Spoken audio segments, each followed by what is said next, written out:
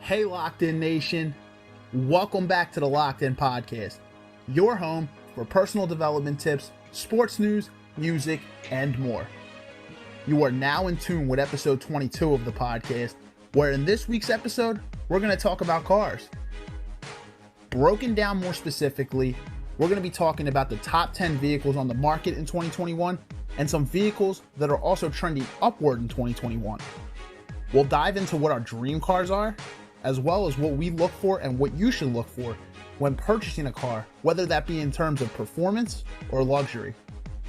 We'll break down the top vehicles on the market also in terms of luxury, sportiness, performance, and more. As always, guys, we'd love to hear your feedback and we'd love to hear your thoughts. So we encourage you to chime in, whether that be on our Facebook Live or our YouTube live stream. So the podcast is going to be on a YouTube live stream, but we also post the links on Facebook. So comment on either or platform. We'd love to hear your feedback. Episode 22 of the podcast will feature two guests. As always, we like to encompass multiple perspectives on our podcast. So this week you can welcome back Rich Mitchell to the podcast. He was a previous guest on the podcast. And we also have a new guest by the name of Mike Akins.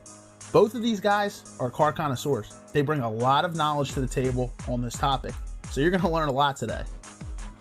If you were interested in knowing more or learning more about what the top car, truck, SUV trends are in 2021, you will not want to miss this episode. I guarantee that. Featuring, as always, Steve Ushler and George Mentai, with special guests Rich Mitchell and Mike Akins. Enjoy the show.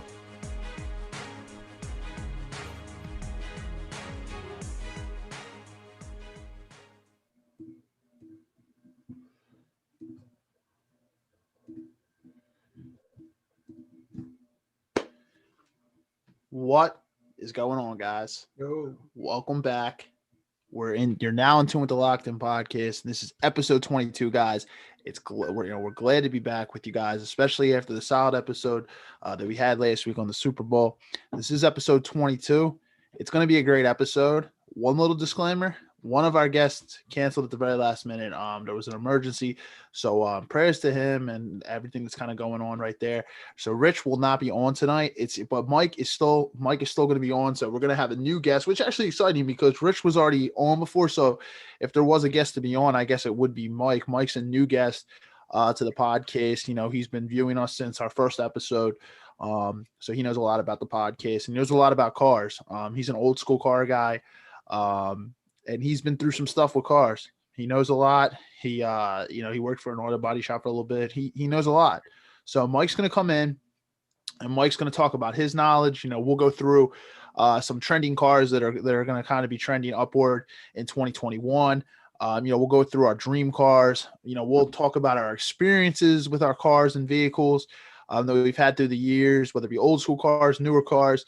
whatever it kind of is, we'll definitely do another episode on this. The two original guests that we had on, were not able to make it. So, we'll honestly improvise this episode to kind of our own liking, like how our relationships with cars have been.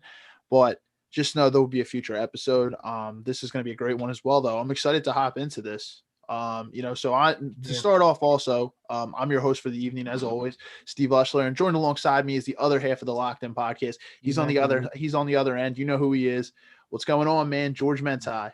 What's up, bro? Chilling. Just listening to what you're saying and like you said, we're gonna have probably have Rich or some of these guys come back down the line. We'll make another episode of this, and we're about to get right into it. With the podcast. I'll talk about cars, one of my favorite topics, and I guess yours as well. I mean, we have Mike, coming in. He's a great guy, guy when it comes to cars, and he knows a lot about old models as well as the new ones. We'll talk about some of the brands of 2021. And those guys that they're watching, those guys they've seen some of the promotions. We talked about in depth, and here's the Thursday. So happy cheers, bro. Happy, I guess, a thirsty Thursday, whatever. But you know what I mean? Yeah. Thursday. I got some water too, just in case. I get a little thirsty for later. Yeah, I always got the protein and the water. I got them both, man. And we're good to go here. Got the hat on and everything, chilling. Yeah, I got the hat. Second week in a row, I wore a hat. I didn't wear a hat last week either. This is just a bodybuilding.com hat. Pretty chill hat. But last week I was wearing the Eagles. I don't know. Kind of like the trend a little bit. So maybe I'll stay with it for a little bit. We'll see what happens. Yeah, it's a nice trend. Yeah, man. So Mike's gonna come in shortly. I'm gonna bring him in. He's not in the queue right now. I'll shoot him a text and we'll bring him in. Soon. Okay. But like I said, this is going to be a great episode. I feel like every man should have a story with their own car. You know what I mean? I feel like every man, every woman, they go through, they have a story. They have a story with a car. Everybody had a starter car. So then if you move up to a luxurious level and you're making good money, you have a really, really nice car. Everybody has a story. So this is going to be interesting, but we still will stick to some of the script with the top 10 cars in the market trend. We got some notes on it. We're ready to deliver you guys great content as always. So we are the Locked In podcast, your home for personal development, sports news, music, and more. This would kind of fall into the and more category, because this is a little bit, off the record. So we're going to hop into this and, let's do it. But before we hop into it, 3 things you guys got to do. Number 1, you like our podcast, you like our content, spread the word about our content. Tell anyone you like, your friend, your family, your significant other, whatever it is. Spread the word, guys. Yes. We're trying to grow this network. We're trying to grow this podcast and this little family that we have here. Guys, we appreciate your support as always. Number 2, you see something you like, chime in down below. Let us know if you have a story with your car, your vehicles. Let us know your dream car. Let us know if you are planning on purchasing a car in 2021. What do you look for in a car? Luxury, performance, sporty, whatever it is. Drop those comments down below and let us know, guys. We want to hear your feedback. And number 3, just sit back, relax, and enjoy the show. Stay hydrated. Like we said, we got the water on our end. And it's 2021, guys. Be true and be you. Let's hop into it. I'm going to shoot Mike a text, and we'll bring him on in. Not a problem. Sounds good. Let's make this happen, man. It's a whole new year, so it's it's time for some new car resolutions as well, and some car choices. Exactly. Cars, bro. I'm trying to drive a Benz this year or a Honda. That's my new car or my new car inspiration. Get this year, a Honda. But we'll get to that in a little bit, though. We'll get Mike in real quick, and we should be good to go. Yeah, Mike's here now. So let me bring Mike on in. He's in the waiting room. And perfect. All right, he's coming through. Coming through. 1, 2, coming through. Mike check, camera check, and we in here. We in live. What's up, buddy? Yo, Mike, what's going on, man? My bad. I was trying to look for the link. I'm like, damn, I hope I'm hitting the right one. It's all right, man. Especially when we got a practice room going on, man. It gets a little confusing at times. So we just introduced you a little bit, man. We'll welcome you to the show, guys. Welcome Mike to the show. He's been a long time viewer. He's been watching us for, kind of since the beginning a little bit. And first time having him on today, on the show. So welcome Mike to the show, guys. I appreciate it, guys. I appreciate it. What's going on, man? So, man, how you doing today, bro? I'm doing good. Same old. Just getting ready for this kid to come. So, yeah, man. Congratulations, by the way, as always. Congrats, Mike. Thank you. For sure, Thank man. you. For You know, sure. sitting at the right wall. Yeah, man. I like it. The Flyers got the American flag. Cool, man. Good stuff, dude. So we just kind of introduced. We played a little YouTube promo that we usually do. I usually craft like a different intro every week. We played that. Did the opening notes. Just introduced you a little bit. And just kind of said that we're going to talk about like different things tonight, kind of like our own stories, maybe with our own cars, you know, our favorite cars, like our dream cars. We'll talk about some trending cars this year, but we'll definitely get into some old school cars as well. So this should be a fun episode, man. I'm ready to pop it off. Sure. Should be cool, man. Should be cool. So I guess any request on like what you guys kind of want to talk about first? You guys kind of want to talk about like maybe our stories with like our own vehicles, kind of like as we kind of came through before we kind of get into like newer cars or anything like that. I think that'd be a good route to go. Yeah, let's start with like some like we'll just talk about some basic stuff, you know what I mean? Like how long we've been driving, get a little conversation, then we'll kind of get into that, and we'll have some questions for Mike as well. And of course, you can ask us some stuff, if he wants to know something, then you can ask Mike a few things, and we'll talk about the brands and some of our top cars like ever, maybe, you know what I mean? So we'll play by ear and kind of play smooth. So sounds good, man. George, you want to pop it off? You want to talk about like your first experience with like your first car and kind of let's do it. That's what I was thinking. Pop into it, dude. Yeah, no problem. So all right, so basically I was just going to ask you, Steve, first of all, let me start with this. If you mind me asking, Steve, how many cars you actually owned as far as like from the first car till now? How many cars have you owned? Honestly, just two. Just two? Okay. Yeah. I've had, let me see, I'm going to count them. Boom, boom, boom. I've had 8. 8? Wow. Okay, man. Yes. A lot of them came and went. A lot of them were good, but not all of them broke. Let me kind of make that clear before people jump to conclusions and think something different. I bought 8 cars. Some I sold, some I kept, some I gave away, or there was a deal for, or traded in even. My first ever car, it was actually my sister's old car and my parents' car at one point, so it became kind of mine because they had it for a little, but they a whole other car. I drove it a little in high school, so back in like 06, I was driving it. I first drove it in 04, but I got it like back in 06 was about just around the time I was like 17, 18, I turned 18, right? So I'm driving this car, and it was a Nissan Altima. It was a 95, good car. Having like 100,000 miles, maybe a little more. But for me at the time, it was great because I was still like a fresh novice driver, right? I'm driving this car, and at one point, everything was good, and I popped the tire. But I remember fixing it 2 weeks later with my uncle and having it back on the street or whatever and driving it. And then I just remember it kind of like started slowly kind of like just die out. I mean, the tires getting weird, the sway bars, nothing was really, it was kind of falling apart. I didn't have, at the time, I was paying a little to kind of keep it maintaining, but I didn't have money to pay it like that all the time. So my parents did what they did, and then eventually we just kind of traded in for a couple $100 and got some, some parts and some money out, right? And that led me eventually to buy my first car. I got it back in the summer of 09. I won't forget it, right? Or no, spring of 09. And I bought up some Cambodians down by Tacony Creek, down by like near Elkins Park, basically, just out of Philly, down there. And decent car. It was a Nissan Maxima this time. But at the bottom, we had some issues. So it did cost me like a couple hundred to fix it eventually, because most cars don't show you how bad they are until like probably a month down the line. You know what I'm saying?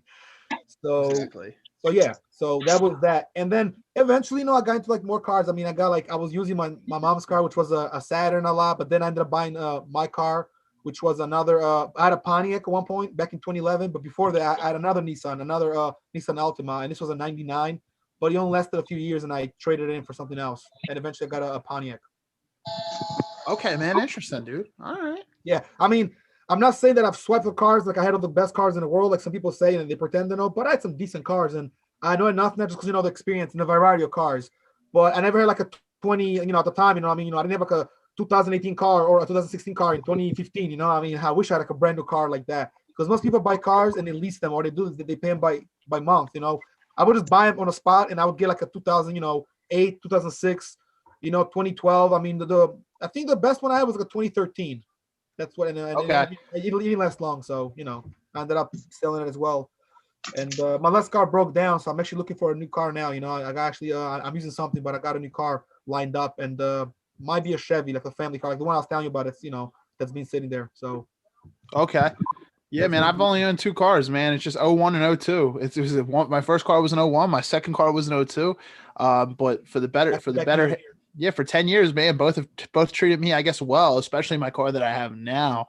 Realistically, this is a year where I am going to buy a car. So Yeah. I will have something new finally. My mechanic even said, he's like, treat yourself, man. He's like, you deserve to drive a new car. But honestly, they've treated me very well. So my first car I ever had was in 2011. So in high school, when I was licensed and stuff, I didn't have my own car. Here and there, I could borrow my mom's, but it wasn't like until and then I actually want to buy in that car off of her though. It was a 2011 a 2001 Mitsubishi Galant, excuse me, and it lasted me until about 2014. I had an issue with the engine. I don't think I knew you at the time, George, but Mario remembers this, and so does like Larry and all them. We were driving. I hit a really bad pothole. It was in the middle of the winter, and there was my car was packed. There was like 5 or 6 people in my car. There's a lot of weight already. Yeah. Well, yeah, and it hit the pothole, and it was like a really, really bad one. I got out, everything was fine. Car ran for a couple miles, and then out of nowhere, all the lights came on the dashboard. The car just stopped working. Here, the timing belt snapped. So with the Mitsubishi, the timing belt's wrapped, like it's connected to the engine. So the head of the engine was shot. I had to get a whole new head, like the head of my engine. It was $2,000, which at the time was a lot of money for me. Correct. So I just wound up sucking it up and I got it. But the worst part is I was working 2 jobs and going to school. So for a week, and my jobs were not close to one another. I was in Langhorne, one was in Philly, and I was going to community college as well. I was working 75 hours a week. And for a week, I had to take the bus in the freezing cold, like up and back and forth, without a car for 1 week until the following week. I never ever realized how blessed I was to have a car until I got that car back that following week. I didn't even care about the $2,000. But like after all that, anyway, someone wound up rear-ending me like 6 to 8 months later. It was like 6 months later because this happened in like the winter, and then in the summer I got rear-ended. And it wasn't my fault. It was the driver's fault. And the quarter panel was shot, but because the car was so old, the car was considered totaled. But I got good return on it with the insurance and all that. So I was able to get the car I have now, which is an 02 Toyota Camry. At the time it had 128,000 miles on it. Now it has like between 215,000 and 220,000. It's still running like a champ. I put money into this car too, but it's not frequent. It's like here and there. And, it's treating me very, very well. It's still running like a champ, no check engine light. Everything runs great, but I just want a new car for myself. And me and Mike were kind of talking before the podcast about Kias. I want to get a Kia Optima. It's like somewhere like a 2018, 2019, 2020, something around that range, fully loaded. But it's just been something that's been on my mind for a couple of years. Just a car that I really, really like. I've known other people that have had them, and I don't know. There's just something with that car, like that speaks to me. And they're very, very nice cars inside. Like even if you see like a Mercedes or a BMW or an Audi, like them German manufactured cars, Kias are no slouch. Even though it's actually considered like a budget car compared to those, they're very, very nice cars. I like the interior in them. They drive well, and you get good gas on them too. So. I was like the tow rod. That was my car I wanted to get, but the tow rod they wanted it was about 60,000, but they wanted like almost 10,000 down payment for it. But it was fully loaded. I think that was like is that one in the Stinger. I think that's pretty much like the top of the line. Oh yeah. The Kia Stingers are nice too, man. Very, very nice cars. Yeah, it's like the Hyundai. Like Hyundai used to have a Genesis line, and Genesis actually just became its own thing now. So Genesis is like considered like a luxury car, but for Kias, like it's like that Kia Stinger is top of the line for Kia for sure. Yeah, no doubt about it, man. So that's just kind of my story of where I came from. Like, how about you, man? How many cars have you owned? See, I had 2 Kias, Dodge Journey. And then this one I got now, the Sorento. Okay. About 4 cars. Oh no, I'm sorry, 5 cars because I had a Kia Spectrum. I think it was a 2007. That was the first Kia I ever had. But I mean, they was good cars and all. Like I said, the only car that actually like grew on me was my first Kia because all the shit I put it through, everything I did to it and stuff. At least every year I had the car, I changed something up on it or I add something new like lights, neon lights, stuff like that.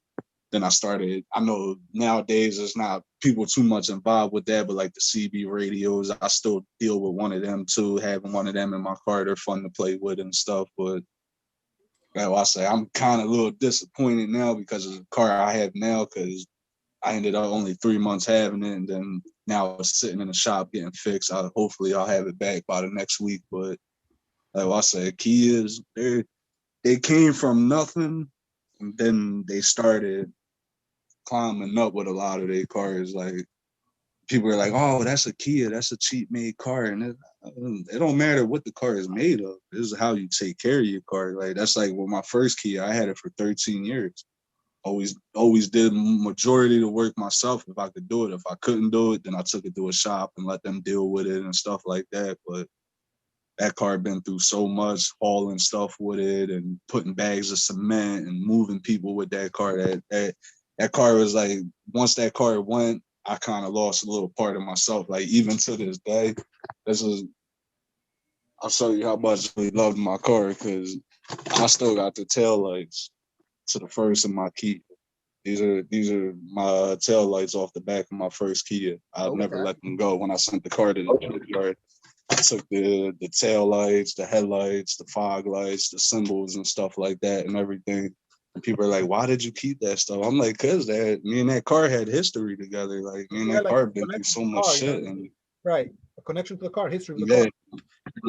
like it's like what I told y'all earlier. I had a tunnel vision for the car, and once I started to see, and I had people who doubted me, saying, "Oh, you ain't gonna do that, and you ain't gonna do this," and I mean, I'm not here to prove anything to anybody, but I had a mindset where I wanted the car. And a couple years later, I got it there and then upgrading stuff like that. So, like I said, that car had been through a lot. And if it wasn't for me not trading my last Kia, and I had a 2019 Kia Soul Sport, and that was a nice car too, but where I messed up at, I got wrecked. And like I said, I had an issue with someone keying my car because they were too scared to come talk to me. So they ended up keying the whole back of my car and stuff like that. And that's like with my new car now. I understand it was snowing out and all that, but the way my car was parked and the car in front of me, it was just kind of funny how only my car got hit and the car in front of me didn't get hit. And my car was parked. So it ain't like I was driving somewhere, but it was to the point where my car was so bad I couldn't even open up my driver's door. Like it was literally crushed shut, and just the bullshit you gotta go through. Just like, damn, I'm so comfortable now. I'm driving a rental car. It's like, I want my car back and stuff like that. But it's just the bullshit for other people's bullshit. That's what gets me mad. Yeah, I got full coverage and stuff like that. The insurance is taking care of it, but it's just like once you get so used to having something and then you get downgraded to something else, it's just like, man, like I say, like I don't take nothing for granted. I always make sure, you know what I mean, what I got, I'm blessed for what I got and stuff like that. But it's just the bullshit. Like it's like, damn, like now I'm driving around for another week or two in this car. I want my car back, but hopefully it'll be here soon though. Yeah, man. It's definitely yeah. See, you build like a bond with your car. You just want to drive your car. It's almost like when you go to like a hotel and you're sleeping in a hotel's bed. It's like, like your own bed. You're like, I want my own bed. It's like, it's just honestly, and I think that was a great point that you brought up about that. Like, it's not about what the car is kind of made out of. It's who the owner is of that car, how that person takes care of it. Because you could have a beautiful brand new like a luxury car, like say you have a Mercedes S-Class. If you don't take care of it, if you literally put cheap gas in the car, if you literally just let the car get all dirty and you don't ever take care of it, and there's just trash all over the car, and you don't take care of the parts, you don't change the oil, the car is nothing. It doesn't matter what parts the car is made out of. It's who owns it and who takes care of it, because how somebody sees a car is different than how someone else sees a car. Someone who actually respects and loves their car and treats it with respect, they take care of their car. They take care of it. Can I add on to that real quick? Yeah, add on to it, bro. Go ahead, man. Speaking about what Steve just said. So I'm not sure if you're aware, Mike, but I'm into like martial arts and MMA and boxing, all that good stuff. And I used to, train back in the day with some instructor, this American dude from the South, but he'd go to Japan and all over, to train people. And he told me a story. He was like a MMA fighter, shoe fighter, MMA coach. He said you can have like a cardio, like a person. Like you have two cars. If you have like a a Rolls Royce, or like a beautiful, like some kind of like Cadillac, and you can have like a cheap car. But if you don't put gas in the good car, you said, and keep it a certain way, the great car is gonna run out of gas, out of like, everything, like the brakes will go, the oil, everything, power, horsepower, the transmission, the battery, and then you have a cheap older car. You can take care of it, and you put gas, and you maintain it, and you can still go far and probably farther and beat the brand new car in the race, and the brand new car isn't being taken care of. Meaning that like you have two fighters, one is re-skilled, and one is not skilled. The skilled fighter doesn't know cardio, he's not gonna go nowhere. The other less skilled fighter could beat this guy if he has more cardio, so to speak. So he used the car analogy. I was like, oh, okay. I think that's kind of interesting. But yeah, absolutely right. Like if you keep your car dirty, it's another thing. Your car is a representation of who you are. If your car stinks inside, dude, I mean, I might even tell you, like, yo, dog, what the fuck are we riding in, man? Come on, man. Really? Like some people sleep in their car. I understand it and all that, but keeping it safe and clean and and organized. It's a big it's a virtue. I mean, it's a big deal. You should definitely do that. I mean, I think so. And it's facts too. It's not like I'm just making this up. I mean, people don't take care of their car sometimes, and unfortunately, the inside falls apart, and that side's already falling apart. The underneath the car, it's like rusted now. Well, kiss the car goodbye. I mean, I had cars break down as well. We all have probably. So you know how that is. Yeah. I had cars like my last Kia, well, my first one and my last one. You could ask anybody about me because I do detailing here and there. I don't do it as much as I used to, but I couldn't go nowhere with a dirty car. My windows were dirty. I'm like, I don't want to go out today. Like I'm picky about my car. And then that's like once we get off of this stuff, and I'll send y'all pictures of what my other Kia Soul looked like. My engine was clean. My engine was more cleaner. You could literally eat off my engine. That's how clean my engine was. Wow. Like, and people Shiny are like, and everything, like clean. Yeah, some people like to keep their cars extremely clean. Even you, Steve, I've told you multiple times, your car is always like looking nice and up to par. I would take pride and love to go vacuum my car every like 2 weeks, every what I mean. Sometimes I'd wash it like as soon as I could, but on the carpet in the bottom, I would make sure I vacuum it because if you got dirty, bro, that shit was just kind of like it's just weird to me. I don't know. I can't be in a dusty ass bad car, like you said, like you're saying, Mike. I couldn't really go out if it wasn't really, what I mean, like taken care of a little bit. And I don't mean wash it every day, but at least keep up with it like multiple times a week or every 2 weeks. A nice little vacuum. Scrabble a few things. Wash up, go to the car shop. To the car wash. You know what I mean? So. Exactly. To both your guys' points, to you, George, your car is a reflection of who you are. So you feel more confident when you have a clean and nice car. Like people respect you. And just like you kind of said, Mike, man, sometimes it doesn't really, you don't feel the vibe. If your car ain't a certain way or how you want it to, how you envision it being, if you feel it's like a little bit dirty and you don't want to go out. Yeah, when you have a clean car and your car looks nice and your car looks fresh and it's like ready to go, like it just makes you feel good. It does. It really does. And no, that's very, very important. And I've seen, and I know I've seen some of the pictures of some of the cars you have. Like, man, you keep your cars nice, man. You keep them very, very clean. I mean, it took a lot to get it there. That's like with my first one. I had someone so-called painter. He painted it. He ended up messing up the whole paint job, and it kind of pissed me off because so much time, blood, and sweat and tears I put into that car. And it took me a while from now. I never got the car repainted after that, but it took me a long time to get that shine to come back and get everything to come back because all the shit I had to go through buffing it, I had to go through hard clay wax, all that. And that's like a thing with being a detailer. Like there was times where I used to do other people's cars and then I would look at my car and be like, damn, my shit's dirty. Like I'm worrying about other people's cars, but I'm making money doing it.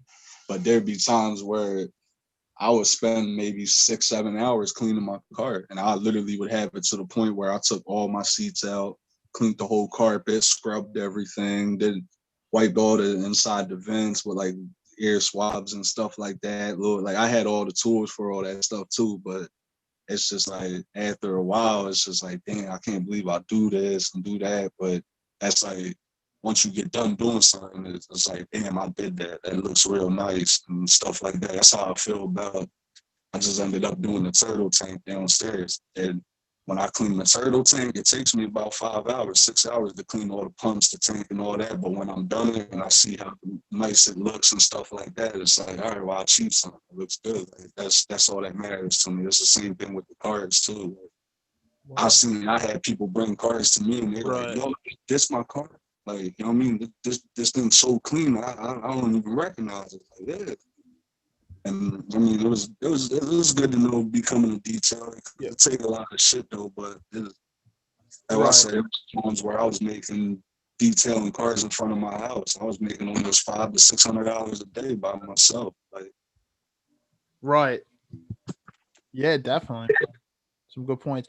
You were breaking up. You were breaking up a little bit there, but I heard what you said, man. Your video's like kind of like frozen a little bit, but it's yeah, man. Nah, it's like, dude, like when you could be detailing someone else's car, but like it just kind of gives you vision to like you're like, oh yeah, my own car is dirty, and you said you can make really really good money detailing, man. It's just something you really like to do. Um, that's great, man. My brother knows someone who details as well. And he came out here and detailed his car, and he's like, it was a few hours, but man, it just he likes doing it. If you like doing it, it's perfect. I actually like cleaning my car. I don't mind it. Like I put in 3 hours, like cleaning up my car and stuff like that. Man, I don't mind it. Like I don't do it like every week, but like every once in a while, usually once a month, I take the time to definitely put the work in to keep my car nice and clean, man. I clean out the windows. I get right under the seats, man, vacuum it out, scrub down the seats, man. New air freshener, keep the car smelling good, dude. Clean out the trunk. There's a lot of different parts, man. I wipe down, the headlights, all different types of stuff, man. Clean up my mirrors, make sure everything's good to go, man. Think about when I started first washing my first car, people used to ask me all the time. They'd be like, "Yo, you just washed it." I used to wash my car 4 times a week. And then if it was dirty, I had like a certain kind of spray where I had to just spray it down and just wipe the dirt off and stuff like that. And then it got to the point where I was so crazy about my car. It'd be in the middle of the winter time and I'm out there still washing my car while it's 35 degrees out, 40 degrees out. I'm like, I don't care because I don't want my car being dirty. So Right. I'm the same way sometimes, man. I'm out there in the winter, man. It doesn't matter. I don't care if it's cold. I'll bundle up and have my stuff ready. Obviously, if it's like raining or snowing, I won't. But just because I can't really keep the windows clean when it's doing that. But as long as I don't care if it's cold, as long as the weather's like clear and it's not raining and stuff, I'll be out there. And if it's the day that I plan to do it, I'll still be out there doing it. Like I said, I usually at least do it once a month. Usually when it's warmer, maybe once every couple of weeks, but not to even brag about myself or anything, but just a perfect example of it matters of who the owner of the car is and how they keep it. My mechanic tells me all the time, he's like, when he's like inside of it, like he's got one of his mechanics. He's like, man, you would never, he's like, what year is this? And I told him, I'm like, it's an 02. He's like, man, you really would never know it's an 02 realistically. He's like, you keep your car very, very clean. And like, not even to like just brag, but honestly, it's just a good point of just, it's how you keep your car and, staying up on oil changes, staying up on, if your car's older, you can put like premium gas into it, just to keep the engine, because like as a car gets older, I think it's important to do that. You can put regular in like a fuel efficient car, like when it's newer, but as you put miles on the car, like you get to like 200,000 miles, I think it's important to put good gas in the car. Obviously, certain cars only operate on premium gas. If you're driving a BMW or an Audi or a Mercedes or whatever it may be, but those cars also can run into a lot more problems as well. So, but if you have the money, it's not really an issue. I mean, if you got the money to afford a BMW or an Audi or whatever, hey, but just be prepared for problems. that's why I like.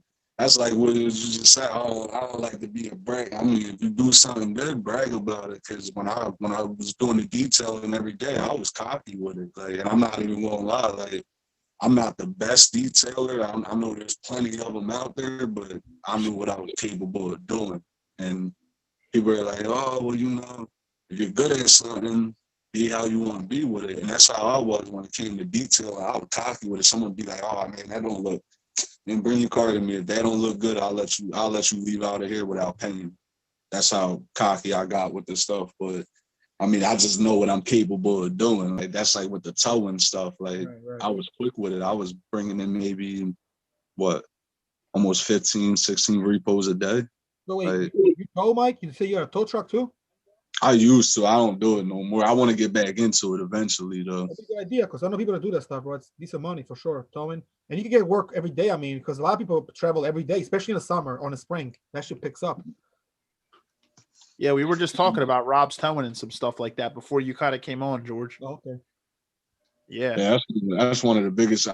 Me personally, I feel like that's one of the biggest companies out there, because I see them all over down here in North Philadelphia, Center City, all that stuff. So they got the radar thing, like that dispatcher work. Because I remember like my cousin got an accident in like 2016 down there by like Adams and like near Adams and like Tabor and the Boulevard, kind of long situation, right? And then as soon as that happened, this dude that came out there, I knew him from the gym from years before. This big dude, he owned like a pretty big tow truck. He came out there and we spoke, and he remembered me. And I was like, "How'd you get here so fast?" He said, "They tell you when there's accidents in the area or possible situations, and they come. And usually, a lot of people don't need a tow because their cars don't drive that well or they're banged up after an accident. So it's like it picks up and tow any kind of tow truck, call you get, bro, in business basically out there. It's usually pretty good because I mean, you can make some good money just to move the vehicle, with your tow truck, and you might go far too. I mean, that's the whole point of being a trucker or a tow trucker, rather, that kind of trucker. So. I mean, it was fun to me. I mean, there was nights where I didn't sleep. There was nights when I did sleep. I've drove tow trucks with people in tow trucks. Right. Some nights you don't sleep. Exactly. And that's like, I know they changed up a lot of the laws with it now, but that's like what I was telling Steve about the wreck chase. And it was getting to the point where it was so bad, tow trucks were causing accidents because they were rushing there to get there, because there could be 5 tow trucks that pull up at one time at a collision and they're all fighting to get that tow. And it's just like, after a while, it got a little crazy because tow trucks, they were racing to get down there. And I mean, them trucks are pretty powerful too. Like they're anywhere from 500 to 600 horsepower engines, super dualies and all that stuff. But like I stayed with the repos because I mean, most of the time I sat around still getting paid, or it'll be days where I'm loading cars back and forth. But it was good money. It was worth it. It was a crazy job too, because you didn't know what you was getting into. Like, oh, you're taking my car, and then you have other people getting involved with other shit that ain't got nothing to do with them, and it was just crazy. Some of the shit we went through to do that shit, but it was a fun job though. That's one thing I could say about it. Like, keeps you on your toes, man. It's one of them jobs, man. It's high risk, but it's one of them jobs where I feel like you'll probably never be bored, but you just never know. It's like you said, it's that element of risk because you just never quite know what's going to pop off with those types of jobs. Like when you're a repo, for sure. I mean, the good things, like you said, the positives is steady money compared to like maybe with a tow. It's almost like you're working a commission job where you're fighting for a sale. Like you're literally trying to get there before those other people. But like you said, it's dangerous as hell because it's like, those tow trucks now are causing accidents. You got 5 or 6 tow trucks trying to pull up to a scene. Crazy. It was crazy. And then like literally, like there was times where people out there fighting over a $200 tow, like really, literally ready to rip each other's necks apart over it. Then you got someone like me that used to just creep in, hook up, and take off, and they're still fighting over the car, and the car's not even there. Man. Like, that's funny, man. Skill. Just like hop in and just take off. Man. Yeah, I ain't time to argue with you. I just want to get paid and go out and get the next one. Like, completely, man. But that's interesting, man. That's a hell of an interesting story, man. Some good stuff, dude. And like just kind of going back to so I know we were going to talk about like dream cars a little bit tonight too, man. Do you want to since me and George kind of started on the last one, man, I know you had a topic in mind tonight, man. I know you had a car. Man, so what car you kind of want to talk about tonight, man? What would be your dream car if you had to talk about it? It would be a dream car. You already know it'd be one of them Toyota Supras, but it wouldn't be the new Supras because they're nice and all and stuff. But it would either have to be from anywhere from like an 87 all the way up to about 96 Toyota Supra, because when Japan made that car, they knew what they were doing. They were making a monster, like, because you got a 7MG, 1JZ, 2JZ, and 3JZ. Now, if you're messing with anything with, because I knew my son's godfather had an actual Toyota Supra, and it had a 7MG in there. Didn't have no turbo, no nothing. No, it was just straight horsepower. And that car literally would eat cars apart. Like, and that's like people buying these high-end fast cars like Lamborghinis and Ferraris. Yeah, they're nice and all. But that's like with a Toyota Supra. If you got a 2JZ and your Toyota Supra, you're taking them cars out with no problem. You might get the car on a takeoff. And all right, well, I got you on the takeoff, but you put a Toyota Supra in the long run, that shit is just going to eat your car apart. Right. And people think, oh, well, they're old cars. Well, they're monster cars too. Like these type of cars, like there's some videos I'll be watching on them sometimes, and they got 5-second cars, like Toyota Supra, about almost. You could get a Toyota Supra all the way up to about maybe about like 3,500 horsepower, maybe 4,000 horsepower engine in there. And people were like, "Oh, that's unbelievable. I don't believe that." I mean, don't believe it. You don't have to believe it, but them type of cars, they blowing anything out. That's my point of view, and knowing that I've been around them a couple of times, and I actually been in one and stuff. So, and then people think, "Oh, well, that's not a good car." Like, no, it's a good car. Like, I mean, they're hard to find. Like, that's like if you find a Toyota Supra hooked up fully, you're gonna pay about $60,000-$70,000 for the type of car like that. And people are like, "Oh, that's too much. It's an old car," but it's not. Yeah, the cars look nice and all that. That's like I could be driving somewhere right now and I see a Toyota Supra. Oh, I'm stopping. I'm gonna look. Yo, can I talk to you about your car? Like, and then once I start talking to the people about it, like, "Oh, you really know about, like, I mean, what's going on with these cars?" I'm like, "Yeah, because I mean, my son's godfather taught me a lot of stuff about cars because he's a car person. That's like right now, he don't have his Supra no more, but he got a what does he got? He got a Volkswagen Jetta 1.8 turbo, and then no, that one's not turbo, and then he got a GTI turbo, and they're German cars, but they're a nasty car too. And he's the type he don't play around with his cars, like, and that's like when he had the Toyota Supra. Everywhere we went with that car, it was an eye source. People would, "Oh, look at that car! Oh my God!" Like, and you would hear that car from probably about 4 or 5 blocks away. That's how loud it was, but it was a monster. Like, and what them type of cars are capable of doing, people are like, "Oh well no, like them cars they're crazy." Like, and like I said, my opinion on that type of car, it'll blow anything out. Anything Lamborghini. I've done seen Ferraris get beat, Lamborghinis, Porsche, all these other cars. Like, yeah, they look nice, but they not all there ready for that shit. "Oh, well, I got you." No, you didn't, because by the time you know it, if you hear them turbo spooning, that car is going already. And all you seen is taillights the whole way down. Like, that's why I wanted to bring my son's godfather, try to get him.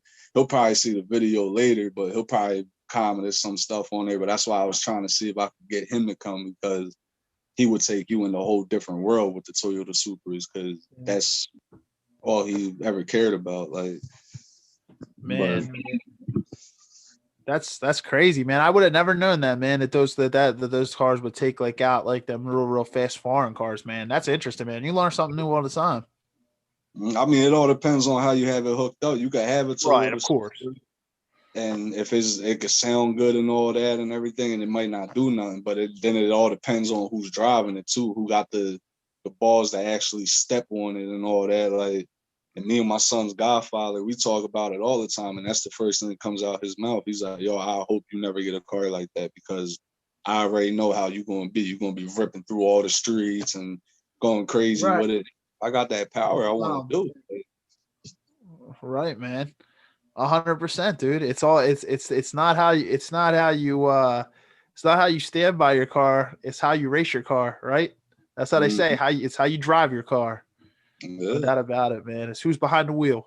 How you soup it up. It's who's behind the wheel. How you take care of it? Yeah, exactly. Who's behind the wheel? I mean, what the capabilities lie? You know, can he whip it for real? Can he drive it fast or slow? It's not about going fast. It's about going smart. I always say that, you can go a little faster, but I mean, on the highway and all that, see how much it picks up. But safety always should be first. And I mean, having fun with your car. I like cars, and I'm into bikes as well, and mini bikes and dirt bikes. I mean, but nothing like riding a nice car on a beautiful boulevard. What's your dream car, George? If you had to say, if you had like one or two, what would you say?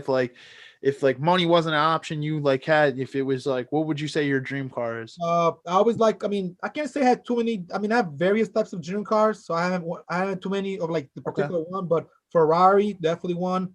I've always been big on Benzes, and I always liked BMWs for some reason. They're always kind of like, you know what I mean.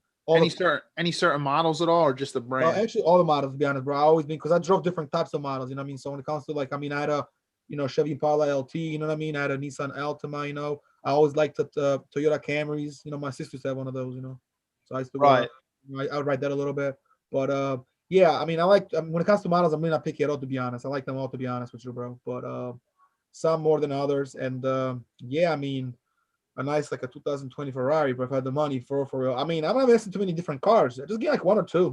Some of these dudes out here got like a whole collection. Like Michael tell you, some dudes, those that can afford it, I mean, their collection looks amazing. But I ain't greedy, but give me a 2 right now, So I drive a Chevy right now, so it's kind of like I want to switch it up a little. But and then as far as like what car I might be getting, everything from a Hyundai, because I used to have a Hyundai back in the day, Hyundai Sonata, and thinking about going for a Honda or a Hyundai, or possibly even something like you guys are saying, like a Toyota even. You know what I mean? That'll be a good one. Or going back to my roots with a Nissan, but I think a Honda is the closest one, and I got something like that, like I said, so I might be going back to that.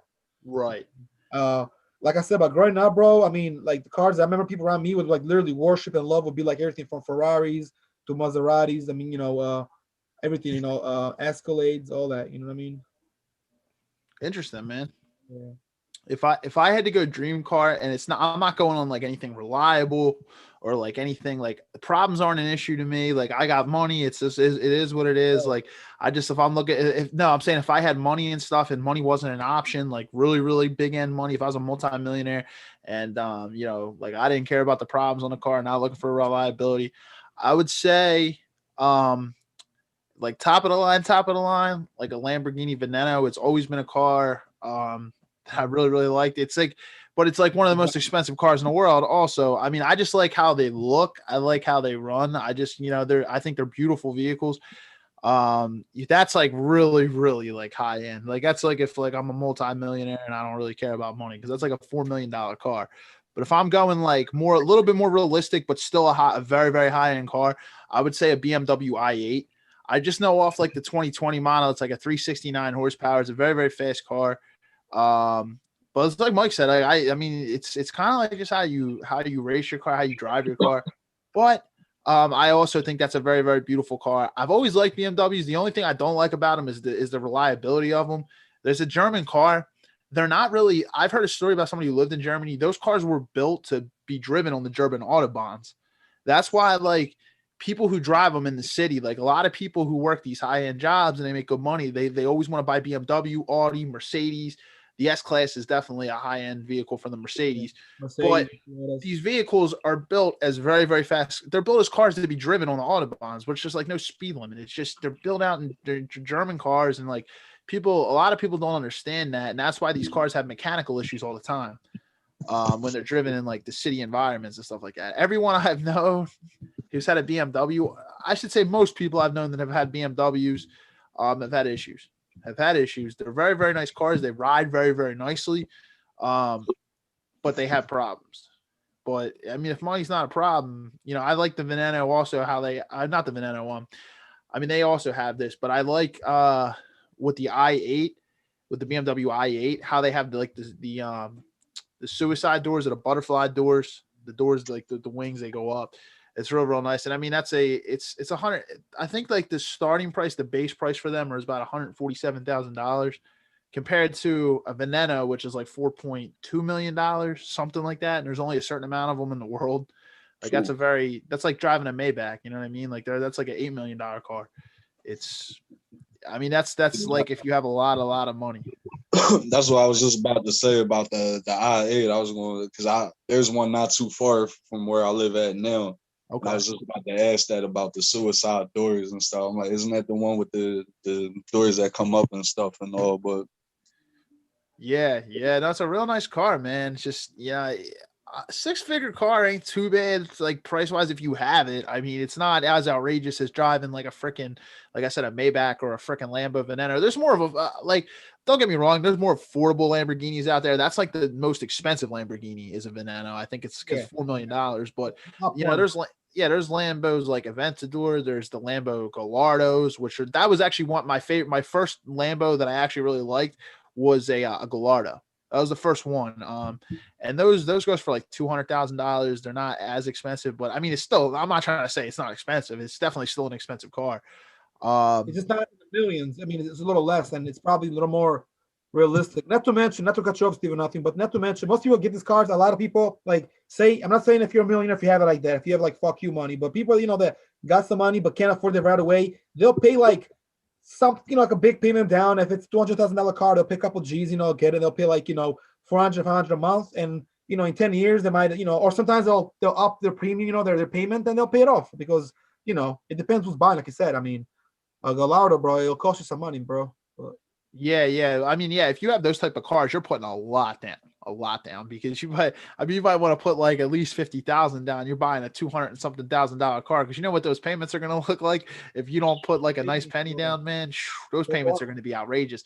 I mean, nobody who can't afford it. I mean, I'm not saying nobody, but anybody who's logical, who doesn't have the money is not going to go out and freaking lease or finance a freaking Lamborghini Gallardo or an i8. I mean, your payments are outside the roof, and if it's outside your means, why would you? Yeah, no, the average person isn't buying one of those. You know what I mean? They're expensive cars. And it's That's for a how reason. I feel about the high end cars, like the Lambos and stuff. Like, I don't think I would never buy one, but eventually I would like to rent one for a day just to get that feeling of just being in a high end sport car. Like, yeah, because I mean they're not practical vehicles. That's the thing. Like if you're someone who's got money and you're content with you're not gonna go to the freaking grocery store in a freaking Lamborghini. Like, you know what I mean? Like it's not a practical car. You can't do your everyday stuff. You're not gonna. I mean, realistically, would you really want to drive your Lamborghini to the gym or something like that, man? Outside, you just don't know if somebody's gonna do something to your car.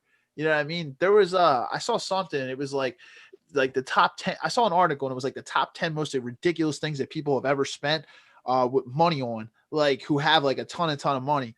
And one of them was a Mercedes Benz. I forget what model it was, but it was diamond encrusted.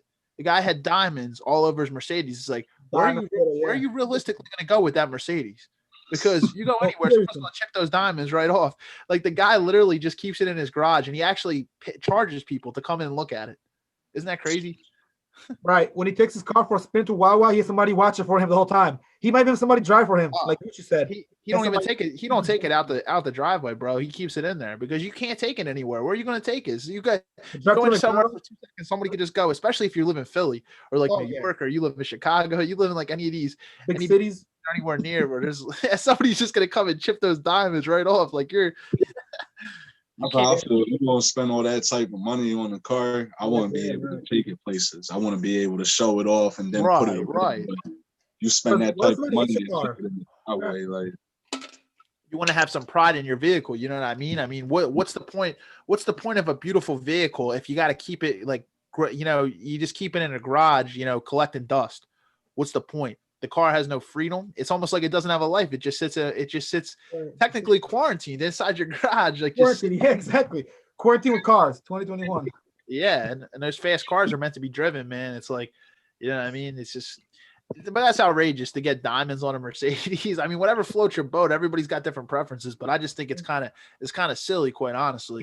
But I saw another thing. I think that like not related to cars in that article. Some guy put his initials on the earth. He had like waterways drawn, like hundreds of miles of waterways, and it says Hamad. Actually, when you get off the podcast, take a look. Just Google Hamad, like Hamad, and his name is on the earth. You can see it like from like space. It's kind of crazy. That's actually something that's realistically probably really cool though, because I mean, when you die, your name's on earth. Like, okay, crazy. Forever. Yeah, exactly. You got your name imprinted on the earth, like, which is, you know, I'd rather do that than buy a freaking diamond encrusted Mercedes for $50 million, which I think is how much they said it cost. I think it was like a $50 million car. I'm like, outrageous. How freaking outrageous, dude. These cars are crazy, bro. Cars in your pocket, you need to make a hole in your pockets, and just to maintain a car, especially a high-end car. Now we're talking about more money that you're not even mentioning, you know, more bread. Yeah. I mean, yeah, you gotta be ready, like you said. Some trending cars this year, man. I don't know if you heard, but the Tesla S model is actually, I think it's like starting at 69,000 this year for people that want to buy Teslas. For a long time, Teslas were like $100,000 cars and more. But again, it's an electric car. So, you know, it only has a battery range of so far. I was looking, I think it was like, you can go like 300 and something miles with it or something. It's like, it's I can never picture me driving an electric car. I'm the type. Great for the environment, but the only thing is like you can't really go far with it. It's like you gotta charge your car. Yeah, they got electric cars in China. It's a car made out of electricity. Not like the electrical part of cars. Don't be confused with that one. An actually electricity made car. They're talking about it. Like China had one for like damn near 20 years, maybe longer even. You know. That's so yeah. If you're going long range, if you're going with the 2021 Tesla long range plus, it's a 402 mile range. You figure that's from here to Wildwood, man, and back is 200 miles, man. You do that 2 times, you got to charge the car. It's kind of crazy. Crazy, Tesla, right? a Tesla is realistic if you're not a person who drives you don't drive a lot. Very often. If you realistically have Tesla charging stations near you, if it's like not your first choice in car, if it's just you want to have a nice smooth ride one day and you just want to pop out the Tesla, like, okay, cool. But if you're relying on that car and you do drive a lot, I would not recommend it to you. Even the long range plus model, not the performance model, which I think is only 348 miles in range. That Tesla plus the long range model is only 402 miles. So it's not really going to get you too far. Like, you can't take a big trip. You definitely can't drive from like here to Boston and back because it won't get you there. I mean, it'll get you to Boston, but it ain't going to get you back. You're not gonna come back. You got to get your charger with you. And you have to charge it once you get to Boston, right? Like, I'm just and for anybody who's watching this who isn't from Philly, we all live in Philadelphia. So like, if you're traveling from like a major city like Philly to Boston and back, like, if you drive a lot, I don't suggest it. But I mean, Teslas are very, very beautiful inside, though. I'm not gonna lie that I've never driven I've driven an electric car, never owned one, but crazy. But it is affordable. They are saying 69,000 starting price, which, I mean, like I said, Teslas were always kind of $100,000 cars when they first came out. I think the Tesla S was first released in 2012. So it's a solid car. The Honda Accord this year also got like I think it was like best like sedan or best midsize. They gave it a great rating this year as an up and coming trend. The 2021 Honda Accord. Honda's another great brand, man, for performance. It's phenomenal. If we're talking performance here, guys, like I think you guys will probably agree. Man, Toyota, Kia, Hyundai, Honda, all phenomenally top of the line for performance. If you're just if you want a reliable car in terms of reliability, they're great for it, to be honest. We're not talking luxury or like top speed or anything like that, but just those cars are great in terms of endurance. That's like why Hyundai and Kia, they're actually combined. Like, if you look into like some Kia's engines and stuff, you'll see the Hyundai symbol in there with it. Like, they're actually combined. They actually make Kias. They actually work together on that stuff. So, yeah, right. I was looking when I was looking at cars for like Kia Optimus, I was looking at like the Hyundai Sonata Limiteds, like the limited, like which is it has all the options and everything like that. I noticed a lot of similar things on the inside, like with like Hyundai and Kia. A lot of similarities between specifically those two models, like from different brands. Definitely something I noticed. So I can see where you're coming from with that completely. I know I didn't figure that out in my first Kia, and so I actually started taking the engine apart and stuff like that, and then I started seeing Hyundai parts, and I'm like, oh, I didn't know Hyundai and Kia was connected. Like, right. Yeah. See, you learned something, man. Right, just from taking them apart. And my first Kia, I used to do crazy stuff with it. I literally, after I would get done washing it, I would take the hood off, let the car sit out front with no hood on it and stuff like that, or sit the hood on top of the roof. And like I said, the stuff I did with my first Kia, I don't think really not too many people did with a basic $18,000 car. Like, and that's right. Like, they stepped up a lot. That's like the Serrano I got now, the Kia Serrano. That's a $50,000 car. You wouldn't think that. Yeah, it looks nice. It's big. It's luxury, but you wouldn't think it's a $50,000 car. Like, right. Now they're beautiful as well, but yeah, it's the same thing. It's like, yeah, exactly. It's a beautiful car, but you wouldn't think it. But like, again, it's just like, honestly, you take a Kia Sorento and you put a BMW logo on it. How much do you think that goes for? That's what I'm saying. Like 50,000 for a Kia Sorento. That's not bad though, man. Because like, you do get I've been inside Kia Sorentos. Actually, over the weekend, I just saw this one girl I know just got same thing. She has a 2020 Kia Sorento, and it's a beautiful vehicle. Like, honestly, you just freaking throw the BMW logo on it. You wouldn't even be able to tell the freaking difference, man. It's kind of crazy. That's what my mechanic was saying too. It's like they just charge these. I mean, I'm not gonna lie, like the engine and everything's different, but just from a look and feel standpoint, it's like, you know what I mean? Like, it's 50,000 for what you're getting isn't too bad. You get a lot of space in that car. That's like with that one. That one is a 3-row seat. They got the leather seats, all black interior. They got the whole sky roof. That's the only thing. I mean, it don't scare me when my pop don't like the full sunroof, because literally the whole roof is glass except for maybe 3 feet of the back of the car. But One thing I can say about that, when I hit that switch, my son looks up and that's the first thing he likes, because now he can actually see the sunroof from the back. So those dual sunroofs are so beautiful, man. And that's honestly what I'm going to get in my Kia Optima as well, man. I want all the options. I want the premium package. So I want it all fully loaded and everything like that. So, but the same way, my folks were like kind of the same way. They're like, oh, you're going to get a dual sunroof and all that stuff, all glass up there. It's like, hey, that's what I want. That's my vision for the vehicle. And that's what my boy, that's my boy who's also a mechanic. He's like, just get what you want to get. You're going to be the one driving it for the next, at least 5-6 years, whatever you're financing it for, or longer. But, get what you want to get. Don't let people ever talk you into getting what you want to get. Like, I mean, unless you're like I said, like you're making like, you're making like 15, 20 an hour and you said you're going to go out and buy a $250,000 finance, a $250,000 car. I would never advise that. But honestly, if it's something that like makes sense and it's something you want, just if you want to splurge like it's only an extra like $2,000-$3,000 for the premium package. Just splurge it. To be honest, it's going to be what you want. It's your vision, and it's just get what you want to drive. To be honest, that's how I felt about my first car. Everybody was like, "Oh, you ain't gonna do this and do that," and like no one had that vision. And then when I started doing that stuff, and people seen how it came out, they're like, oh shit, I'm not even gonna lie, that shit look good. Oh, now it look good, but 2 months ago you was just like, oh, that shit gonna look stupid on that car. Like, right. Yeah, they made assumptions ahead of time. They didn't see the vision that you had for it, and that's the thing. Everybody's got a different vision. See, like people don't believe you're gonna do something too until you just go out and do it, and then they're like, "Oh man, that's real nice." But it's definitely true, man. Like everybody's got a vision for their vehicle. Everybody's got a vision, and it's just like get it how you want it to be. Because at the end of the day, you're gonna have to be the one who drives it home. You're gonna be the one who maintains it. You're gonna be the one paying for it.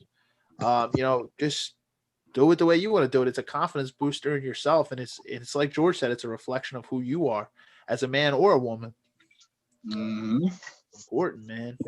That's right. As soon as I'm getting ready to like go in and look at a car or getting ready to buy a car or something like that, my mind's already 10 steps ahead. Like I'll look at the car, I'll do everything, look at it, and then stuff will start popping in my head already. Like, damn, this is what I want to do to the car. This is how I want it to look. That's how it was when I bought the Serrano. I'm like, all right, it's a dark color. It'll look way more better with tinted windows once I get the windows tinted. Yep. Like, I want to do this, I want to do that. I want to put the LED lights in and stuff like that. Like, I already got my mind set up what the car is going to look like and how I want it to proceed on this. So. That's a similar way I see a vision, man. Same thing, man. Like when I get my car, it's going to be tinted windows, LED lights, man. Similar, man. Dark color. That's how I like it too, man. I said I'll either go like my compromise on the color. I said for my car, like my next car, I want it to either be black or like dark gray, like not silver, but like a dark gray where the tint would look real nice with it. Like, and then the LED lights. And honestly, the darker the color, it makes the LED lights just pop, in my opinion. It makes those LED lights pop. Dark cars go well with tinted windows and some nice rims. And the LED lights for sure, man. It makes them pop, dude. Or your blue light in the roof. A nice rooftop. Blue light in the rooftop. I said, yeah, you got like the nice dual panoramic sunroof, man. It's beautiful, dude. It's like having like a sky like right above. If you ever been in a car, like, and the Kia Sorrento's roof's even bigger because that's an SUV. That's a beautiful. It's nice though. I had my issues with my first car with the sunroofs, with the leaks and shit and all like that and everything. So that's why when we got the other Kia, the 2019, we didn't have no sunroof.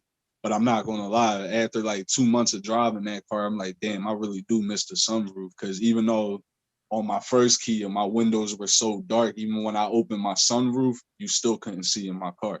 So that was even more better. Like, but I mean, you got your issues with the sunroofs, and I know with these newer cars, you run into more issues because of the parts that they use and stuff. And sometimes I feel like dealerships do stuff like that, so you had to go back to them. But I don't once I buy a car, I don't go back to a dealership no more after that. I'll take my car to where I trust someone, or I'll do it myself if I had to. If I got the tools and everything, I'll jump on and do it myself. If I mess up, then I know, all right, well, I got to do it another way now. I know I can't do it this way or that way or stuff like that. The majority of the stuff I did on my car, I pretty much did it myself. And if I messed up, then I knew, like, I'm not gonna lie, I've been shocked by my Kia plenty of times. My first one, especially with all the systems, the amps, the extra batteries I put in there, and people are like, "Oh, well, you know, a car shock ain't that bad." No, you getting shocked by a car could kill you faster than getting shocked inside of a house in an outlet. Like, and people don't understand why is that. I'm like, you think about it, you got 110 running through your whole house.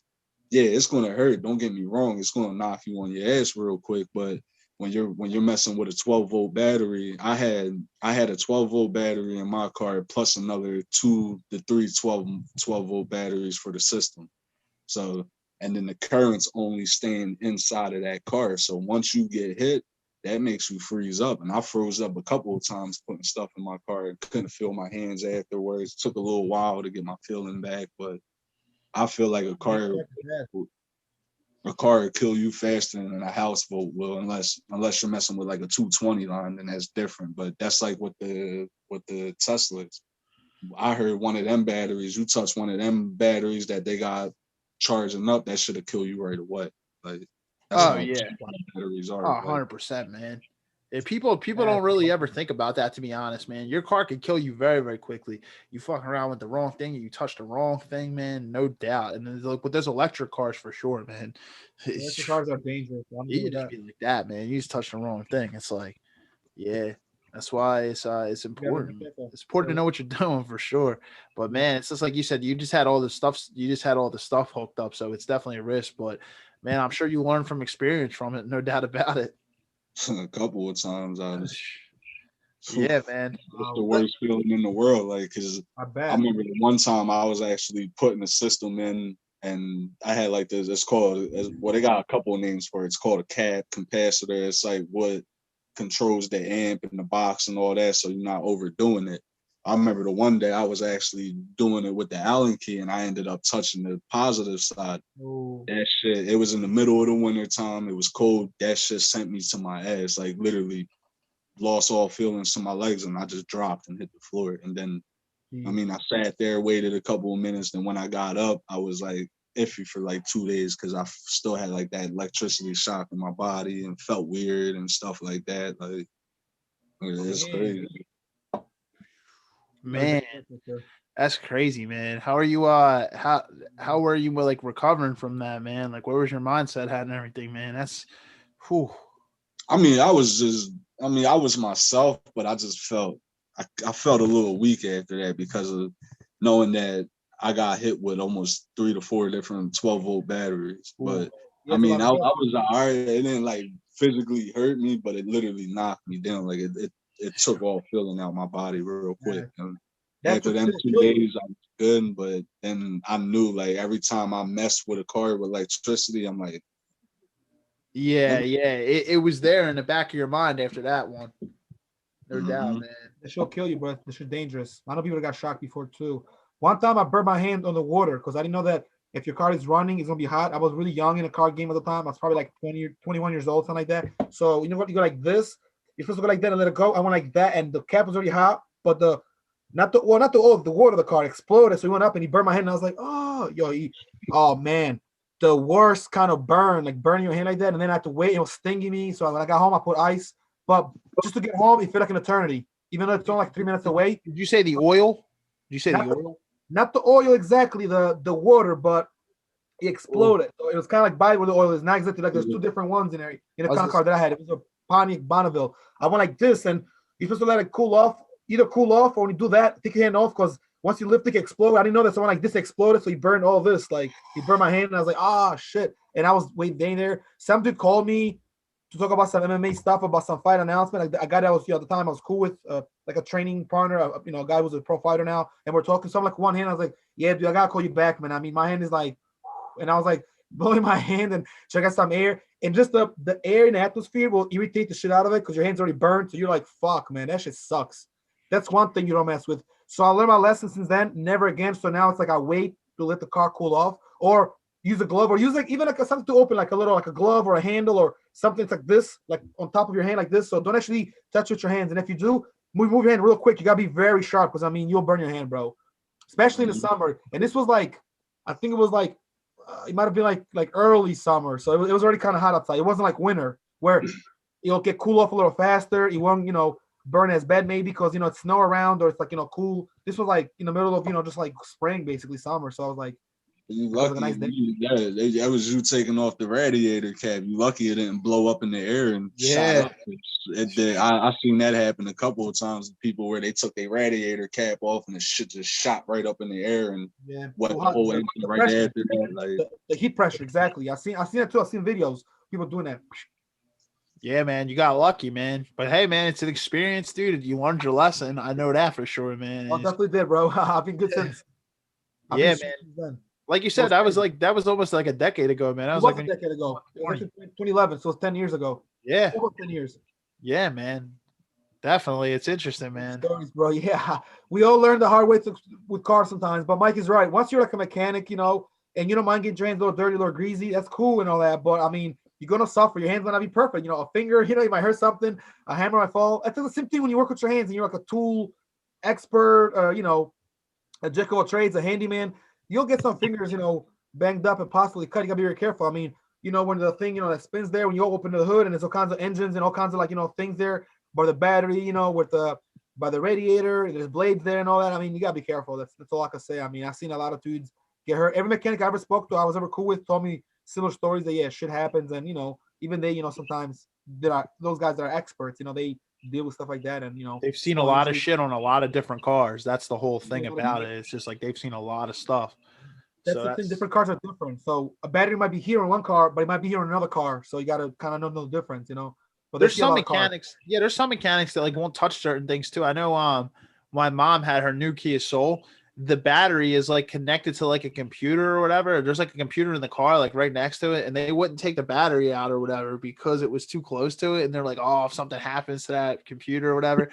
So it's like she just took it up the streets of my Astro mechanic, and he took care of it because like he knew what he was doing. But I'm like, some people, it's just like, you know what I mean? It's like it depends on how much people have like done like, so especially with some of the newer cars, it's like kind of weird, but that's what he was. He just didn't want to get involved because that's like the last Kia. So I had the battery was the fuse box was right there. So literally you had to take your time to get this. Like you should have seen when I had to put my headlights in because I put LED lights in there.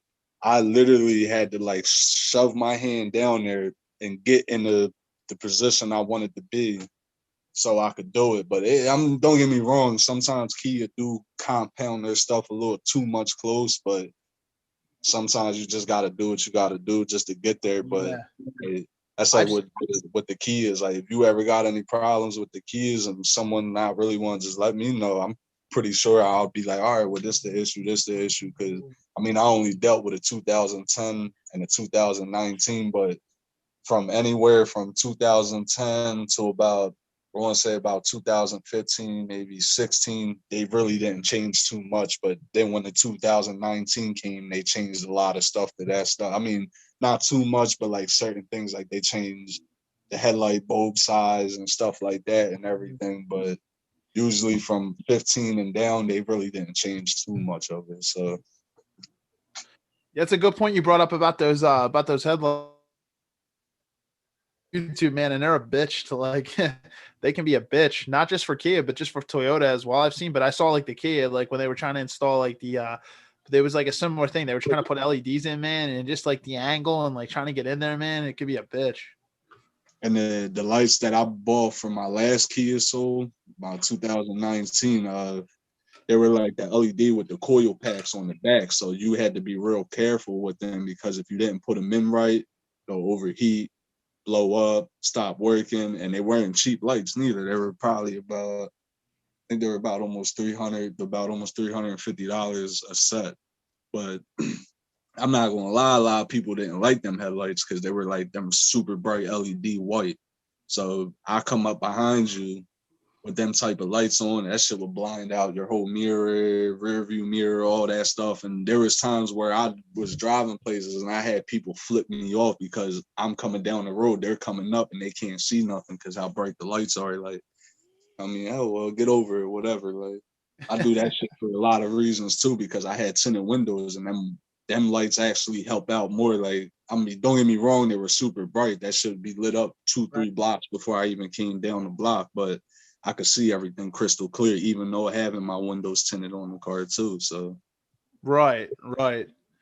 They a car I actually had just seen, they were just talking about how bright the lights were on it. It was like one of the top, it was like one of the top 10 like luxury cars for 2021. It was I think it was the Rolls-Royce Ghost, and they were saying how far those lights shine and bright.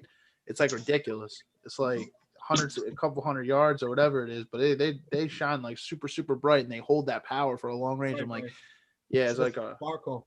that's another car that's like luxury. It's kind of out of range, but it's like a Rolls-Royce Ghost. I think it's like $369,000 car, some shit like that. But out of range. Yeah, you ever see what Rolls-Royce, they got like the stars like that they don't have they don't have the sunroof, but they got, you ever see up top like on the roof of like a Rolls-Royce, they have like the little stars and like the lit up, it's supposed to look like a lit up sky.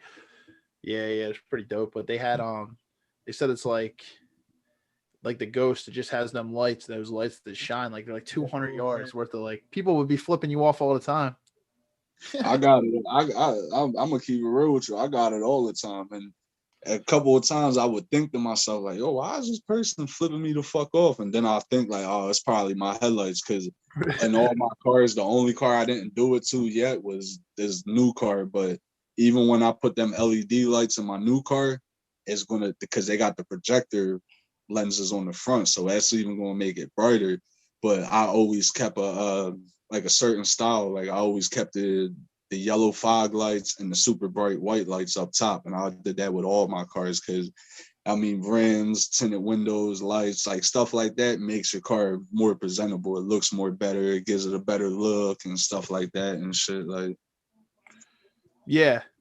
No, definitely, man. It's all, like I said, it's all about how you want your car to look, how you want your car to feel. It just, yeah, I definitely feel you on the LEDs though, man. That's definitely something I want in my car, because I don't even have them now in the Toyota. But I was like a year ago, I was thinking about it, but I'm like, if I'm gonna get a new car in a year, I might as well just wait till I get the Kia Optima. They come with the LEDs though, right? Did you get, like, when you had the Sorento, did that come with LEDs? I mean, they're not like they're super bright white ones. Bright, right? They're like the basic ones. They're not like what I want, but I got the LED strips on it though. That's what don't make sense with some of these cars, how they make them. You put a regular basic, like a yellowish light, like the factory lights, and then you put the bright LED white strips around it. I'm like, for that price I paid, I should have got the LED lights. But, real LEDs. But it's cool because at the end of the day, the LED lights that come from the factory, I kind of really don't like them and trust them. There's a couple of brands that I trust, but like I say, you're going to pay for them too. And the only thing that sucks about not really sucks, but it's probably going to cost me more money now, is what the Kia Sorento, the high beams and the low beams are separated. They're not all one bolt. So I noticed that, but I'm like, you know what? That's even cool because I might do a sky blue for my high beams and then do the super bright white for my basic headlights. And then I'm gonna do I'll probably like either 65 Jet K, or I might do a 60 or 75 Jet K yellow on the bottom just to give it that real nice look to it. So make it pop, man. That's cool, man. Looks like you got like a little vision right there for that, man. Definitely. I like it, dude. So real quick before we move to the next, we got a little time left, but I want to ask you guys. So, and we can start with either or. It doesn't have to be super long. But other than the stuff we just kind of mentioned just now, what are a few other things guys like looking in the car as far as like when you, like Mike was saying, like when you see a small vision, you have ideas. I want to put this. Like, what are some things guys like to kind of like hook the car up, if you will? You know what I mean? Like, would it be like rims or lights or color? I mean, style, Steve. I mean, there's a few things, like 2 to 3 things that you like to change in your car, or if you could add on to it. I mean, is there anything you'd like to do, or it depends? So like it's kind of like I elaborated on, just like on my next car, what I want, and just I like a dark exterior. Like I'm just this is like things like not this is like for the exterior things, like nothing to do with the engine, just like I like a dark exterior, like something like a dark like a dark gray or a black, like for my next car, because my first 2 cars I've had are silver, so like I definitely want something darker for my next few. Tinted windows, not really like particular like on the percentages. I guess I'll look into that like a little bit more, but I like to have like nice tint on my car windows, but I would say, yeah, like LED lights on the car. For interior, like like my kind of vision is like a lot of cars go like black leather. Like I definitely want leather seats, but I'm thinking about like a white leather for the inside. And then the contrast. Yeah, I mean, yeah, and Kia, the reason I want a Kia too is like it's also fuel efficient as well. it's not like, you get great miles, not just on the highway, but in the city. And I live in Philly right now. I haven't moved as of yet. I haven't bought like a house outside the city or anything like that. So I'm definitely still going to have to deal with city miles and traveling. Like right now I'm working from home, but if I got to travel back to the office or go to one of my programs, I'll have to be able to drive in the city. So I want a reliable car.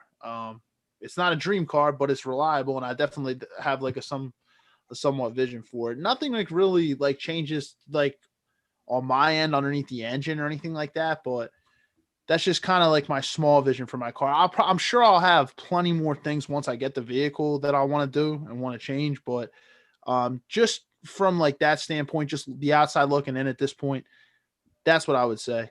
How about you, George? And we can go to Mike too. How about you? Like if you're buying a car, like what are you looking for? So obviously for me, it's got to do with the car itself and the quality of the car I'm getting. But even if it's say I'm getting like a car that's like, price range is kind of a little lower, but not a hoopty or nothing, but like, like let's just say like a 2009, 2010, let me just say like, say like an Acura or something like that, right? What I like to do is, like look at the car, the way it looks, the size, and I start to come up with some ideas of how I can make it a little better. So definitely the interior, like, if it comes in one way, I may get, some like, covers for the seats, covers for the back of the seat, you know what I mean? The sheets ones that are kind of like with like little beads and all that, like those kind of types. Hook up the wheel, put like a little cover for the wheel, you know what I mean? And like I said, I mean, from there, like it depends. Like I'm not huge on rims, but if I can hook that up a little, I wouldn't mind doing that. I've had chrome rims in the past, and I've had 16-inch rims. That's the biggest I ever had. I had actually on one of my Acuras. I don't think. Wait, I think around the time I met you, right, or right before I met you, or around that time, that's when I had that the green Acura. The Acura Integra. It was like a green car. Maris knows the car because I used to always drive with him to school. I was in college those years. So I got this car. I got it off some like Puerto Ricans back in the day. And it was actually a nice car. And I was holding it like for a while. It was actually my parents, and I ended up keeping it somehow, you know what I mean? So I put some money. I put probably like 700 into it, and I hooked it up a little. But it was really nice. It came out already tinted windows, the back and the back of the actual back of the car right behind you, the back seats, right? There was a 2-door car, and they had the chrome rims in it. This one did, right? Not to 16, but the chrome rims. And I had that one for a while, so I hooked that one a little bit more. I remember like I want to get the rims off, but I just like I got both the back. The back was already tinted. I got the front tinted as well. You know what I'm saying? I changed. I didn't do a paint job, but I hooked it up because some spots had some scratches. So I kind of hooked it up a little there. You know what I mean? I put a system in that one as well. The back was like hooked to the trunk a little bit and all that. So I did like that way. And then the car before that, I got the little emblem on it, the Impala, the sign. I got it on there, and I hooked the bumper up as well. And I didn't like the way the fenders look, so I got them painted. And I got 2 new fenders.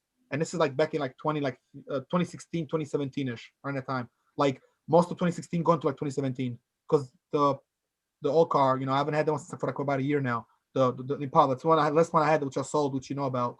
Yo, right. Speaking of that, you should see it now. The one dude I sold to my boy, he hooked it up even more, bro. Got the the back and all that. Got the little the little like the on the back, got the little bridge. It goes like this on it, right? The back bumper had a little hole, and I was offered to fix it. I just never got to it. I fixed the alarm because I had a better alarm as well. Not that one. He got the whole bumper taken care of. Sometimes you don't got to change a bumper, and Mike will probably tell you this as well. Like you can just kind of fix it like this. Like you just kind of like there's a way to do it where there's a crack, a big crack. It could be like brand new without changing the bumper. But I just want the bumper to look different, so I did that. And basically take care of the car the same way. Like I said, I'm big on the car being nice, looking presentable, clean, and you could actually add some value to it. And if you will, car years and make the age of the car look a little different. If you shine it real nice, get new lights and hubcaps and all that. If you hook it up a little, small things that could make a big difference on the vision of your car and how you present your car. And again, if it takes me point A to point B, I'm good with that, bro. Because if it was a $3,000, $4,000 car, it probably wasn't like the best one. When I talk about like a 20,000 car or 15,000, I'm talking about something smaller. So it'll do the job. Hook it up a little bit, make it look a little prettier. To go. Exactly, man. Have you ever thought about like a sunroof in a car or anything like that, or do you not really care? Yes, I have. I've had sunroofs, and I thought about actually putting one, but I just never got to actually put one. But I definitely had cars with sunroofs. So in the past, my first car, matter of fact, had a sunroof, which is I'm lucky, bro. I started my first ever car had a sunroof already. I could just hit that button. I used to love that thing in the summer, That car took some hits, bro. Somebody actually swiped the car. Somebody was driving my car one time and actually hit a car parked, so they kind of fucked it up a little. And then I had to change the sway bars and the rotors as well as the brakes, because they made a really terrible noise, like that grrr noise. Is like, oh god, I hate that noise. But you have a car long enough, you improve with cars. I mean, you learn a little about cars. Even if you're not great on cars, just by having a car, you can learn a few things. You know, you get better and better with it. Man. I have. How about you, Mike? What do you kind of look for? Yeah, Mike. So what I'm gonna probably do to this new car. So I said I'm probably, as soon as I get it back, I'm actually gonna put a Viper alarm in there, because I actually dealt with Viper for probably about 12 years of my time. Okay. One thing I can say about Well, we get a Viper alarm, they actually, No, you're good, man. and actually, what I can say about Viper, they actually do stand behind, because I had my first car broken into 2 times already, and they actually took care of it. Like, they sent out a brand new alarm system, fixed the car, whatever was stolen. But with this new car, I'm not going to do too much to it. I'm going to do a little bit of stuff to it, but like I say, I'm going to get the Viper alarm put on when I get it back. Probably get the radio changed, because it does have a nice radio in there, but I want to get something a little better, like a 7-inch touchscreen, something a little more up to date and stuff like that. Probably change the headlights. Ain't got to worry about the interior. It's all black and leather inside already, so that part's good. Ain't gonna have to worry about changing the rims, because the rims came black. They came from factory already black and stuff. So That's cool. like I said, there's not too much I want to do to it, because that's the main reason why I got the color I got now, because it's actually a gray, but they call it it's actually called gravity gray. So I'm like, it's a good car. Like, it's where I want it now, because I don't want no eyesores and, oh well, I know that's Mike's car, this, that. All I really want to do is tint the windows, probably put a PA system in there, have some fun with that, and then after I do the alarm system, what I gotta do to all my cars, I'm gonna actually probably put some train horns in there, because I had train horns in my last car and my car before that. So I had a lot of fun with that. But I ain't gonna do too much. Probably just a radio, maybe. To me, that's a small, probably like a 7,000 watt system, something like that, and just leave it from there. I'm really not too sure about lights or nothing like that yet, or anything or stuff like that. So That's a good point, man. I like it, dude. You got a solid vision. Solid plan for sure. Good Yeah, stuff, man. Sounds nice. Like I said, when you get you're getting taxes soon and all that, usually dudes out here, bro, all these guys, especially Philly dudes and dudes in New York, they love to pimp their rides, like I call it, or hook their cars up around a time where tax money comes in and when's that season. Plus, if we do get this second stimulus, this 1,400, if it ever comes and whenever this happens, people are going to be looking into not only buying new cars, but hooking cars up. Like, you don't see a lot of dudes flossing and flashing with their cars. yeah, I mean, that's why I gave up on the red though, because as the only thing that suck about having a red car, for one, your insurance goes up higher.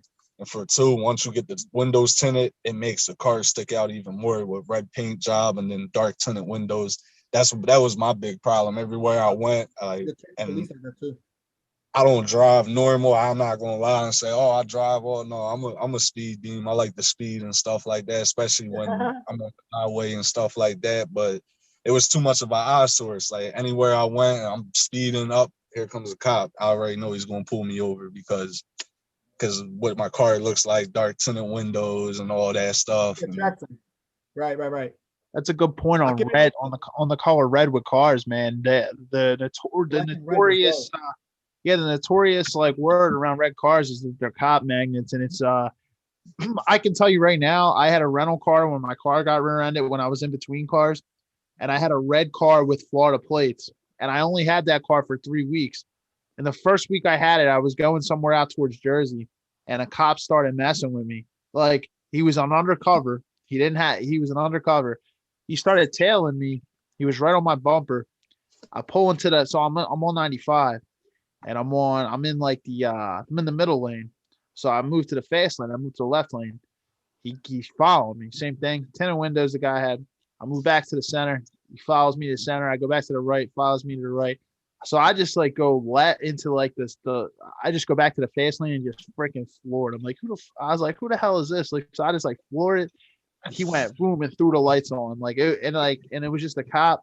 It was a Ben Salem cop. The cop was like, you were speeding. I was like, yeah, but I didn't know like who you were. I didn't know you were an undercover cop.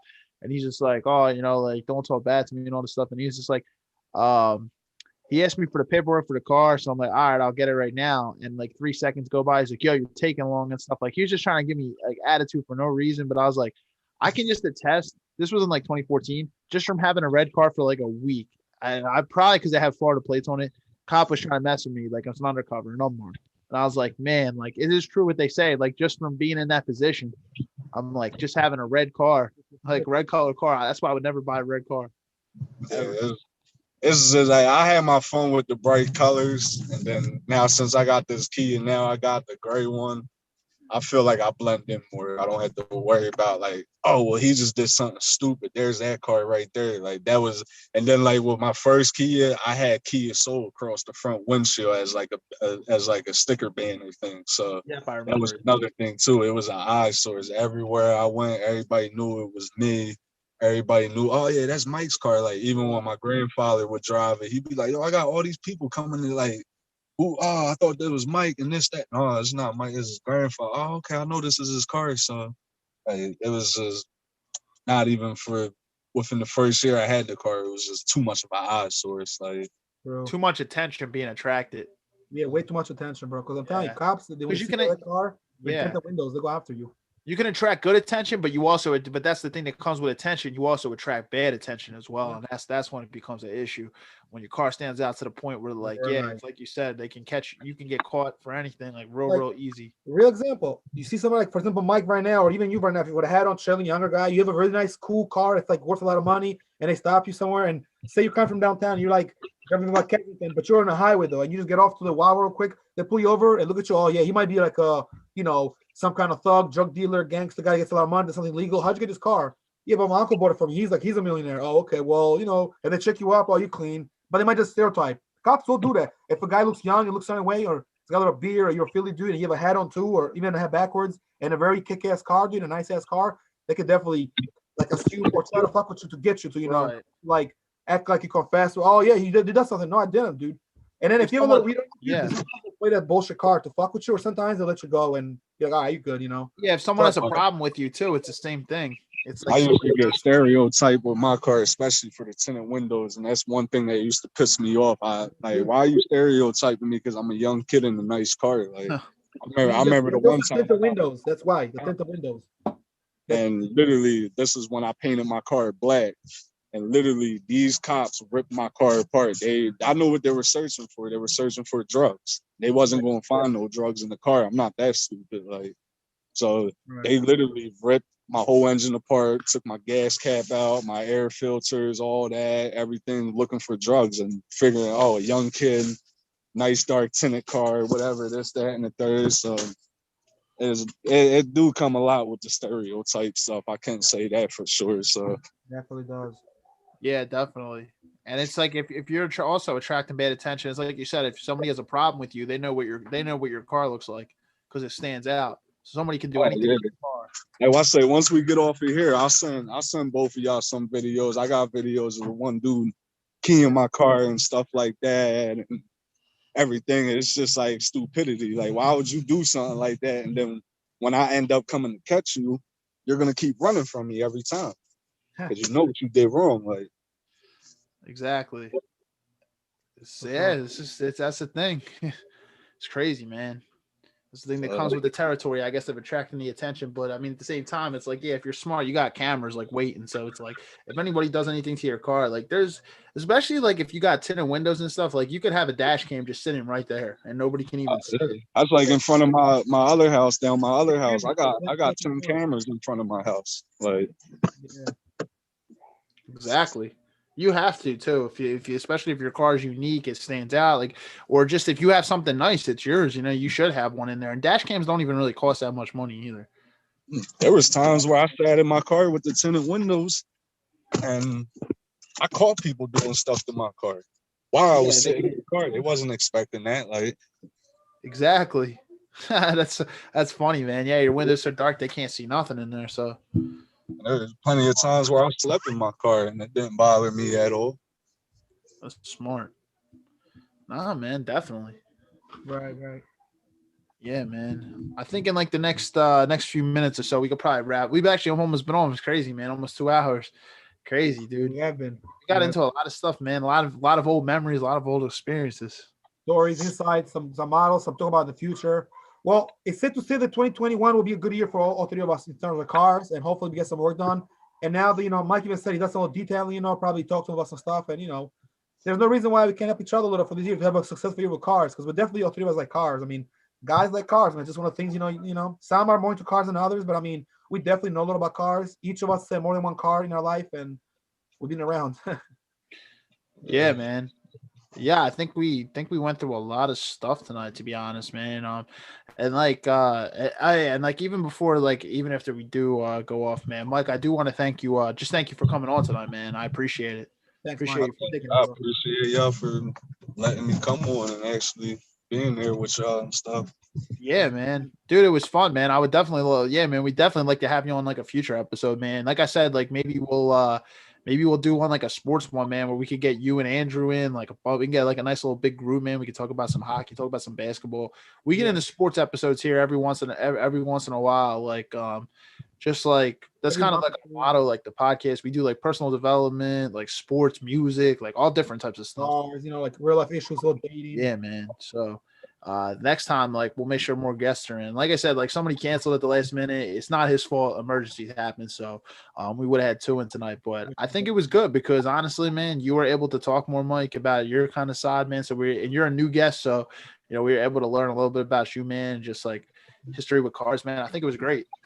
Yeah, it was good. Like I said, I had fun, and I appreciate it for y'all even thinking, letting me come in and had some fun, speak some good stuff, and man. Stuff like that.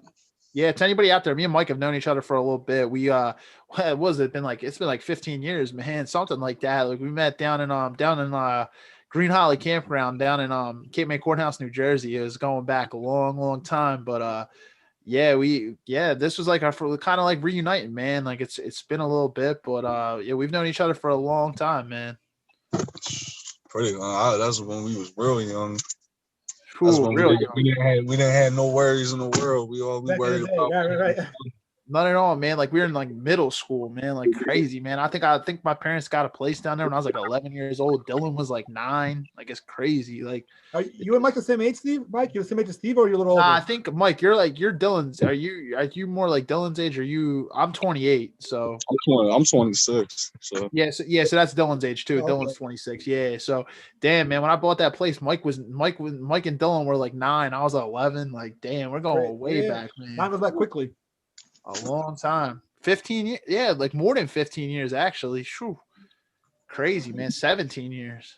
Wow. So I'll show y'all now. This the little one right here. Come here. Look. Hey. Hey, how's it going? Got a kid on the podcast. This is the first. Making history there. Man, he looks like you, man. I see it. That's what his mother hates the most. He got more model. Oh man, it happens. Good stuff, man. It was good to have you on and everything, bro. And talk about your car collection a little, about what you know about cars and all that. And maybe in the future when you get a car, we could do another one and we could talk about luxury cars mostly and get into some other stuff as well, or have another one about cars or sports, because we have recurring type of topics, but we try to have different topics for the most part. But something similar can be made like down the line, and we're gonna definitely have you again, Mike. It was a pleasure to have you. Yeah, definitely. Like I said, once I start doing work, usually when I do work on my cars, I usually take pictures and videos and stuff like that anyway. So whatever, all the progress I'm gonna go through with these cars, I'll definitely make sure I get pictures and send them and stuff like that, so y'all can see the progress come from nothing to something. Yeah, it would be cool, man. If you when you get like some updates, man, post it in the podcast group page, man. That'd be awesome, dude. Keep us updated, like on what's going on, man. That'd be awesome, dude. Oh, I definitely will. Yeah, man, for sure, dude. And like George said, I think it was a fun episode, man. I just want to thank you again. I think we'll 100% have you on some future episodes, man. Definitely with some more guests. It'll definitely be fun, man. George, before we kind of pop off, man, you got any like closing comments, like any shout outs, anything kind of going on? Yeah. Actually, since before Mike is, because I know he's got to skip soon. I got to be at soon too, and we're gonna end the episode. I do got a few comments, just for the show, and also a few things I'm gonna mention since it was a very busy week.